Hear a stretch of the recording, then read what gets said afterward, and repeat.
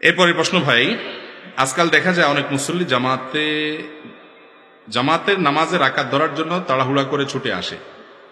দেখেন, সহিহ মুসলিমের হাদিসে নবী করিম সাল্লাল্লাহু আলাইহি ওয়াসাল্লাম বলেছেন যে তোমরা যখন নামাজের জন্য যাবা, জামাতে নামাজ ধরার জন্য মসজিদের দিকে যাবা, ফামশু আলাইকুম বিসাকিনা, তখন এমন ভাবে হাঁটবা যে তুমি সভ্য শান্ত শিষ্টভাবে যাবা, ধীরে ধীরে যাবা, খুব রবের সাথে যাবা, ঠান্ডা মাথায় যাবা। আমরা কি করি? দৌড়াইতে থাকি।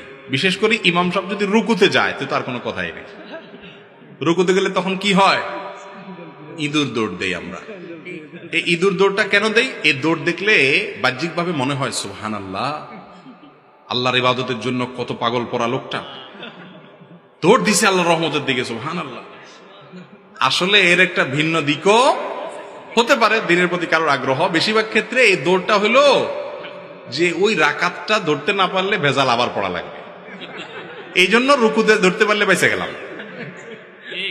এটা অনেক মানুষের মধ্যে থাকার সম্ভাবনা আছে না নাই? অতএব এটা ভালো জিনিস না।